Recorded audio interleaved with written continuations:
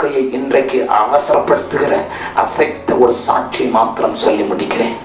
என் ஆரம்ப நாட்களிலே சென்னையிலே நான் ஆண்டவரை ஏற்றுக்கொண்ட போது ஒவ்வொரு வாரமும் 800 பிள்ளைகளுக்கு ஆண்டவரை பெற்று சொல்லுவேன். ஒவ்வொரு வாரமும் நான் இங்கிலீஷ் எலக்ட்ரிக் கம்பெனியில வேலை செய்தேன். 7:30 மணியிலிருந்து 5:15 மணி வரைக்கும் நான் வேலை செய்வேன். அதற்கு பிறகு நான் ஊழியம் செய்வதற்காக வெளியே போய் வாரத்துக்கு 800 பிள்ளைகளுக்கு மரத்தடியில மற்ற இடங்களில கூட்டி வைத்து இயேசுவை சொல்லுவேன், பாடல் சொல்லிக் கொடுப்பேன். அந்த நேரத்தில் சென்னையில விமான நிலையம் இருக்கிற திருசூலம் என்கிற ஸ்டேஷனுக்கு எதிர்த்தாற்ப மலை இருக்கிறது. அந்த 3 மலைக்கு நடுவுல ஒரு கிராமம் இருக்கிறது, அதுக்கு பேர் திருசூலம். அந்த திருசூலத்திலே கல் உடைக்கிறவர்கள் இருந்தார்கள். அவர்கள் மத்தியில நானும் செல்வின் என்ற ஒரு சகோதரனும் ஊழியம் செய்வதற்காக புறப்பட்டு போனோம். முதல் நாளில 200 பிள்ளைகள் கூடினார்கள். எல்லாரும் அரைக்கால் சட்டி, அது சரியாக பனியன் போடாதவன், அழுக்கு மூக்கு பிடித்துக் கொண்டு அந்த பிள்ளைகளுக்கு சாப்பிட உணவில்லாதவர்கள் எலும்பு தோலுமாகத்தான் வந்து உட்கார்ந்தார்கள். முதல் நாளிலே பரலோகத்தின் காரியங்களை நான் அவர்களுக்கு படத்தின் மூலமாக விளக்கினேன். இந்த பரலோகத்துக்கு போவதற்கு ஜீவ புஸ்தகத்தில் உன் பேர் எழுதப்பட்டிருக்க வேண்டும் என்று சொன்னேன்.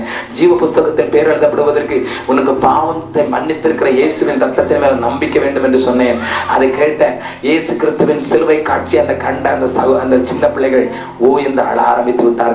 முன்னதாக ஒரு பெண் இருந்தாள். நான் சொன்னேன், எல்லாரையும் பார்த்து இயேசு உன் பெயரை ஜீவ புஸ்தகத்தில் எழுத வேண்டும் என்றால் உன் பாவங்களை அறிக்கையிடு, வேதம் அப்படித்தான் சொல்லுகிறது என்று சொன்னேன். உடனடியாக அந்த 200 பிள்ளைகளும் முழங்கால் போட்டார்கள்.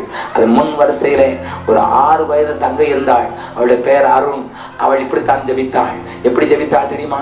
அன்பின் ஆண்டவரே, எனக்கு உண்மை தெரியாம இருந்துச்சு. எங்க அம்மாவுக்கு நான் போய் சொன்னேன், எங்க அப்பாவுக்கு நான் தப்பா பண்ணிட்டேன், என் தம்பியை நான் அடிச்சுட்டேன். ஆண்டவரே, என்ன பாவத்தை மன்னிச்சிரும், என் பேரை உங்க புஸ்தகத்துல எழுதும். என் பேரு அருண். எனக்கு ஆச்சரியமா இருந்தது. இந்து குடும்பத்துல பிறந்த பிள்ளை. அவங்க அம்மா சாமியாடி, அக்கறி எடுத்து சாமி ஆடுவாங்க. அவங்க அப்பா சரியான குடிகாரர். அந்த பிள்ளை அருள்னு சொல்லி ஜெபிச்ச போது அந்த முகத்துல ஒரு பெரிய ஒளிகிழமை இருந்த பார்த்தேன். எனக்கு ரொம்ப சந்தோஷம். 3 மாதங்கள் ஒவ்வொரு வாரம் சனிக்கிழமை நான் போவது வழக்கம். அங்க மலையில 10 பிள்ளைகளை கூட்டிக் கொண்டு எனக்காக 1/2 மணி நேரம் ஜெபிப்பாள். அந்த பிள்ளை எங்களுக்காக ஜெபிப்பாள். சனிக்கிழமையில எல்லா பிள்ளைகளையும் கூட்டி வைத்து விடுவாள். எங்களுக்கு ஆச்சரியமா இருந்தது. மிகவும் ஞானமுள்ள பிள்ளையாக, ஏழை குடிசைதான். ஒரு பக்கத்திலே வாசல் கிடையாது, இன்னொரு பக்கத்தில் மாத்திரம்தான் வாசல் உண்டு. அந்த ஏழை குடிசையில அருண் என்கிற அந்த பிள்ளைக்கு ஆண்டவருடைய அன்பு பெறுகிறதை நான் கண்டேன். 3 மாதங்கள் கழித்து கிறிஸ்துமஸுக்காக நான் தூத்துக்குடி வந்து விட்டேன். 15 நாட்கள் விடுமுறைக்கு பின்பு மீண்டும் அங்கே போன போது அவருடைய அம்மா என்னை பஜாரிலே சந்தித்தார்கள். அது ஒரு புதன்கிழமை. சொன்னார்கள், பிரதர், உங்க மகா சுகம் இல்லாம இருக்கா? எனக்கு நம்ப முடியல. நான் வருகிறேன் என்று சொன்னேன். நானும் அந்த சகோதரனும் நாங்கள் அந்த குடிசையிலே போய் பார்க்கும்போது கயிற்று கட்டிலே குடலும் இடுப்பும் ஒட்டினவளாக, அங்கே மெலிந்த உருவத்திலே எல்லாம் பற்றி போனவளாக அருண் படுத்து கிடந்தாள்.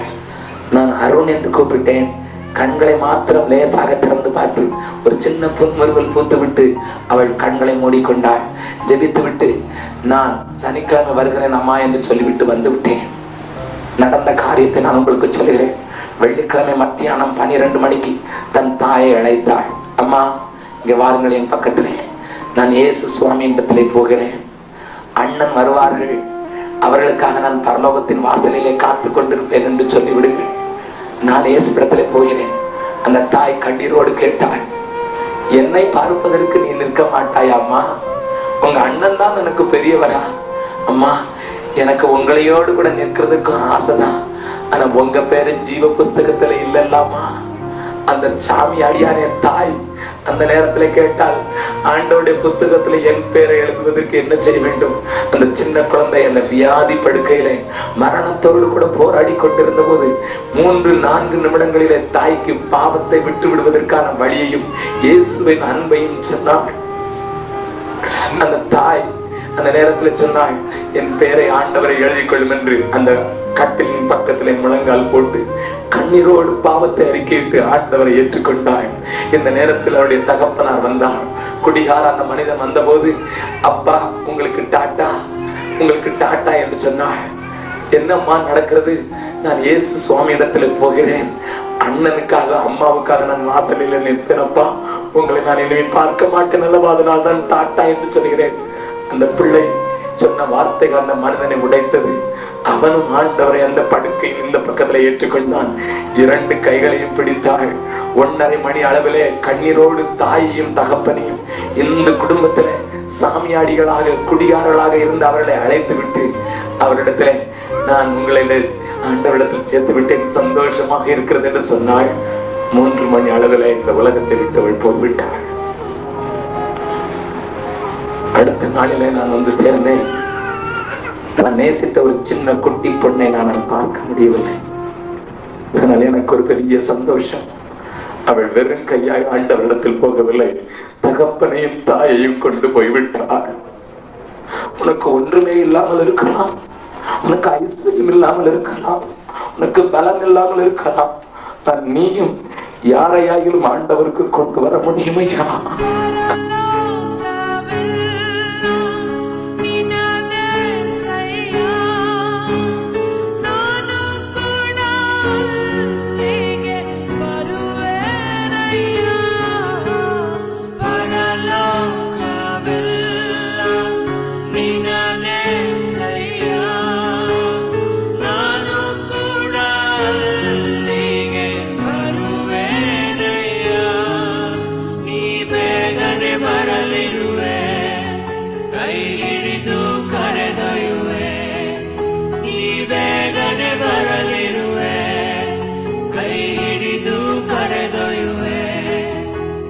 ಶಾಶ್ವತ ಸ್ಥಾನದಿಂದ ನಾನು ನೀನೇ ನಿಲ್ಲಿಸುವೆ, ಶಾಶ್ವತ ಸ್ಥಾನದಿಂದ